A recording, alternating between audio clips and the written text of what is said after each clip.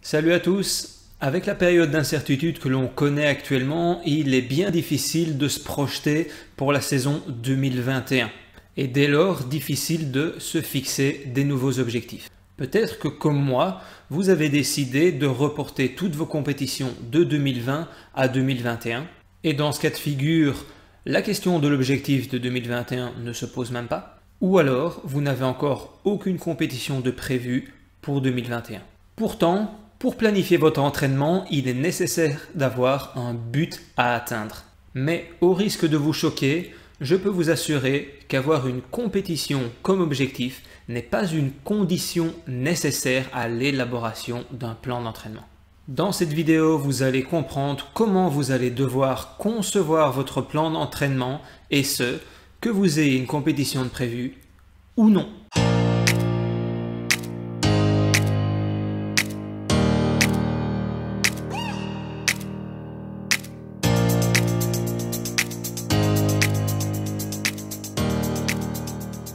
Comme je l'ai dit en intro de cette vidéo, nous vivons une période très incertaine et nous ne savons pas de quoi 2021 sera fait au niveau de nos compétitions. Et je suis tout à fait conscient que cette situation a un impact sur la manière dont vous allez planifier vos entraînements. Et il peut être très difficile pour certains d'entre vous de trouver la motivation de vous entraîner sans savoir quel objectif vous allez avoir. Et en même temps, j'ai envie de vous faire passer le message suivant. Cette situation, c'est quelque chose que vous ne pouvez pas contrôler, alors mettez-la de côté et concentrez-vous sur ce que vous pouvez réellement contrôler, à savoir vous-même, votre condition physique. Parce qu'il vaut bien se l'avouer, si vous vous entraînez, si vous fixez des compétitions objectifs, c'est que dans un sens, vous avez envie de devenir meilleur, de faire des meilleurs chronos, d'avoir des meilleures sensations en course. Et pour ce faire, la seule chose qui devrait vous motiver à vous entraîner, c'est bien l'augmentation de votre condition physique. Ce qui est en définitive la seule raison pour laquelle on s'entraîne. Et du coup, la compétition en réalité n'est que la vérification que ce que l'on a mis en place à l'entraînement était la bonne marche à suivre. Donc pour résumer un peu cette manière de penser, mettez le focus sur vous et pas sur une compétition à venir et mettez l'importance sur votre propre progression. Pour ce faire, il y a 3 points à respecter. Mais avant de rentrer dans les détails de ces 3 points, il faut que je les remette dans leur contexte. Et pour cela, je vais repartir de ma situation personnelle. Je me suis entraîné pour boucler un Ironman jusque fin juillet, date à laquelle j'ai pris la décision de ne pas y participer et de le déplacer à 2021. Durant le mois d'août, j'ai fait un break au niveau de l'entraînement parce que je sentais que mon corps en avait besoin et j'ai repris progressivement à partir du mois de septembre de manière assez déstructurée, mais essentiellement pour retrouver le volume d'entraînement que je trouve minimum avant de me relancer dans une préparation. De manière générale et sans trop rentrer dans le détail, une préparation pour un Ironman ou un 70.3 est composée de 2 périodes. La première, elle s'appelle la préparation physique générale, c'est la période où vous allez développer vos qualités fondamentales à la pratique du triathlon. S'ensuit une période de préparation spécifique où là vous allez orienter votre entraînement à la distance que vous allez parcourir, que ce soit un 70.3 ou un Ironman, et donc à l'intensité à laquelle vous allez courir, mais aussi aux spécificités de votre course, s'il y a du dénivelé ou non, si la natation se fait en mer ou en rivière ou en lac, etc. etc. Évidemment, on pourrait débattre de cette manière de faire, mais ça n'est pas l'objet de la vidéo aujourd'hui. Mais ce schéma est valable uniquement si vous avez un objectif de compétition à atteindre. À partir du moment où vous n'en avez pas, vous ne savez absolument pas quand va démarrer cette période de préparation spécifique, mais rien ne vous empêche de démarrer votre préparation générale. Vous pouvez donc démarrer votre entraînement n'importe quand, même si vous n'avez pas d'objectif à atteindre. Dès que vous en aurez un, vous aurez l'occasion de planifier votre phase spécifique.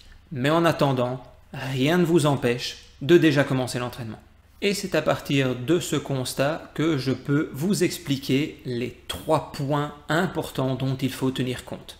Et le premier point est celui-ci: portez votre attention sur un seul focus par discipline. On est bien d'accord que le seul objectif que vous devriez avoir, c'est d'augmenter votre niveau d'endurance. Mais vous le savez aussi certainement que plein de paramètres peuvent rentrer en ligne de compte quand vous voulez augmenter votre endurance. Vous pouvez choisir de vous entraîner en endurance fondamentale, travailler votre VMA, travailler votre technique, et tous ces paramètres peuvent être intéressants.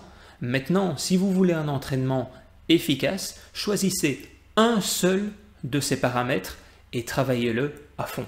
Et pour être le plus clair possible, rien de tel qu'un exemple concret. Voilà comment moi j'organise ma préparation. Quelle que soit la discipline, je passerai le plus clair de mon temps en endurance fondamentale. Et maintenant, je vais avoir un point de focus par discipline. En natation, je vais me focaliser sur la technique de nage. Sur le vélo, j'ai un gros point faible, c'est ma force. Donc c'est cette qualité-là que je vais aller travailler. Et pour bénéficier d'un maximum des effets de l'entraînement sur mon endurance en course à pied, je vais travailler la VMA. Vous remarquez ici que comme on a 3 disciplines, on peut vraiment aller travailler sur 3 tableaux différents. Travailler vraiment vos points faibles ainsi qu'augmenter des qualités qui sont déjà présentes peut être une très bonne voie à suivre. Une fois que vous avez déterminé votre point de focus par discipline, il est temps de passer au deuxième point, à savoir garder le même focus pendant 8 à 12 semaines. Si vous voulez vraiment améliorer une de ces qualités, il est nécessaire de prendre du temps. C'est pour ça que trouver un programme d'entraînement où vous allez travailler toutes les qualités sur seulement 3 mois, je n'y crois pas du tout. Prenez le temps, 8 à 12 semaines, ça me semble un minimum. C'est pour ça que dès que je pars sur une qualité spécifique, à savoir comme la VMA en course à pied par exemple, je la travaille pendant 3 mois. Troisième et dernier point, mesurez vos progrès. Testez-vous avant de démarrer votre préparation et refaites le même test au bout des 8 à 12 semaines. Le test est l'outil principal pour vérifier si vous progressez ou non. Et quand je parle de test, je ne parle pas nécessairement d'un test à l'effort en laboratoire, un test VMA ou un test de Cooper. Non, ça peut être totalement différent. Pour vous donner un exemple, imaginez que vous aviez décidé de travailler votre technique en natation. Eh bien, avant de démarrer votre programme, vous vous mesurez sur un 100 mètres par exemple, vous vous chronométrez et vous comptez le nombre de mouvements de bras. Si à la fin de cette préparation, vous nagez plus vite et en même temps avec moins de mouvements de bras par longueur, c'est clairement que vous avez progressé. Pour que ces tests reflètent la réalité des choses, il est évident que vous devez nager en ayant le même ressenti, donc que vous soyez dans la même zone d'effort, que vous nagez à peu près au même moment de la journée et dans les mêmes conditions.